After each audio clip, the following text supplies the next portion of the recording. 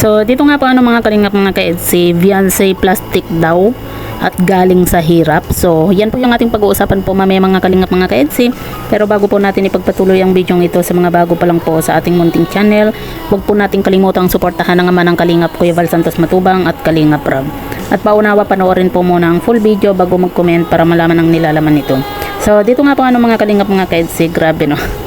Hindi po talaga mawala-wala yung mga inggit dito kay Beyonce nga po lalong-lalo na po dun sa photoshoot nga po kung saan nagsuot nga po ng white dress itong si Beyonce, at talaga namang masasabi po natin na parang Cinderella ang buhay po ni Beyonce, na kung saan talaga namang napakalaki po ng nabago po sa buhay po ni Beyonce simula po nang natulungan po siya ng Kalingap. Pero may mga tao po talaga na hindi po masaya sa kung ano man po yung nararating po ngayon ni Beyonce, at talagang grabe yung mga sinasabi po nila dito kay Beyonce, at kung ano-ano na lang po yung masabi po nila kasi hindi po nila matanggap na talagang napakaganda po ni Beyonce sa kanyang suot na white dress nga po. At yan nga po mga kalingap mga ka-EDSI, isa na naman pong basher na naman po yung nagsasabi nga po na sabi nga po niya na payuhan daw po itong si Beyonce na wag daw po siyang plastic. Paano naging plastic po itong si Beyonce? 'Di ba? Grabe no. May masabi lang po talaga yung mga basher na ito, 'di ba? Kung ano-ano na lang po yung kanilang mga sinasabi nga po. At saka paano naging plastic po itong si Beyonce? Kitang-kita naman po na totoo po yung kanyang mga pinapakita. Lalo na po sa mga kasamahan po niya na Kalingap Angels, 'di ba?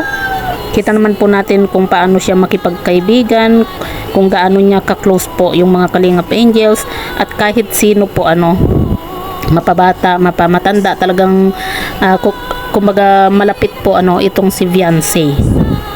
Wala po siyang pinipili po na maging kaibigan nga po Lahat talagang kinakaibigan niya, kino-close friend niya, 'di ba?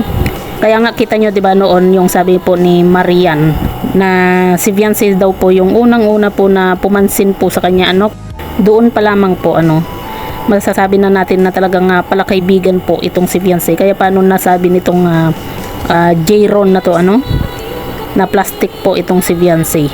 At yung sinasabi po niya na galing siya sa hirap. Bakit? Sino bang Kalingap Angels ang hindi galing sa hirap, 'di ba? Lahat naman po sila galing sa hirap. Kaya nga po tinulungan ni Kalingap Rab para mabago po yung buhay nila, kasi nakita po natin yung kanilang buhay, 'di ba? May kanya-kanya po silang pinagdadaanan, at may kanya-kanya po silang kwento sa buhay. Kagaya na lang po 'di ba ng mga ibang Kalingap Angels. Si Beyonce nakikilabandera. Tapos yung iba nagtitinda ng walis, yung iba sino pa nga ba to? Nagtitinda ng puto. Tapos gaya na lang din po ni Dara, na siya na po yung naging kumbaga tumayong nanay at tatay po ni Bea. Sino pa nga ba sila Joy din, 'di ba? Kita natin kung gaano kahirap yung kanilang pamumuhay noon. Kaya wag po nating sabihin na galing sa hirap, dahil lahat po ng mga Kalingap Angels ay galing po sa hirap. Wala po sa kanila yung galing sa yaman. Matutulungan ba ni Kalingap Rab kung galing na po sila sa karangyaan? Kung mayaman na sila, 'di ba? Pambihira naman itong nag-comment na ito Kung makapagsalita din po yung mga ibang basher, yun bang hindi nila tinitignan muna yung sarili nila, yung ugali nila bago po sila magsalita baka mas mahirap pa nga itong nag-comment na ito kaysa kila Beyonce nga po At saka grabe yung inggit ng mga to lalo na sa pananamit po ni Beyonce. Yung sinasabi niya na simpleng event lang daw, kala mo pupunta daw sa zona ni BBM, nagpapasosyal. Bakit si Beyonce ba yung pumili ng isusuot po niya? At kasalanan ba ni Beyonce kung lahat po ng isinusuot niya bumabagay po sa kanya, 'di ba?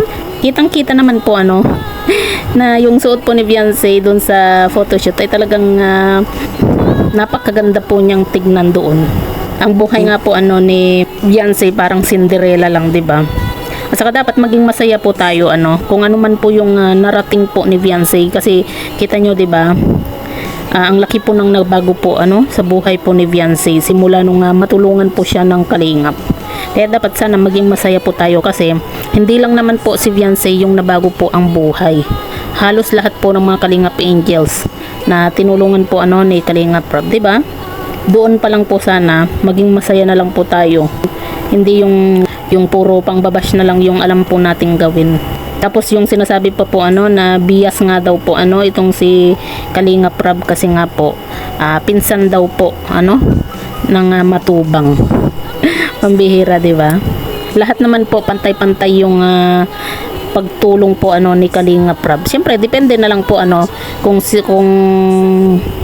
kung may mga sponsor na talagang gusto po silang tulungan. Pero si Kalingap Rob, pantay-pantay po yung pagtulong po niya sa mga Kalingap Angels.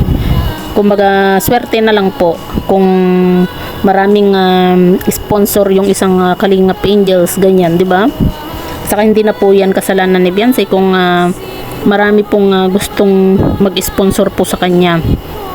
Kasi ang tanging hiling lang naman po noon ni Beyonce ay yung makalipat po sila, di ba, ng bahay, yung magkaroon po sila ng kahit na kubo-kubo lang po, di ba? Kaya sa mga basher po ni Beyonce, sorry na lang kayo dahil habang binabash nyo itong si Beyonce, mas lalo na naman po siyang umaangat. 'Di ba? Napaka-overwhelming nga po yung nangyayari nga po dito nga po sa EDSI. Kumbaga parang yun bang nakakaiyak na lang po dahil napakalaki po ng nabago nga po sa buhay ni Beyonce dahil nga po sa tulong po ng Kalingap. At syempre, dahil na rin po sa tulong ni Kalingap Edu. So, yan po mga Kalingap mga Kedsi, ano po yung masasabi nga po ninyo patungkol po dito. I-comment nyo lang po sa ibaba at babasahin po natin isa-isa.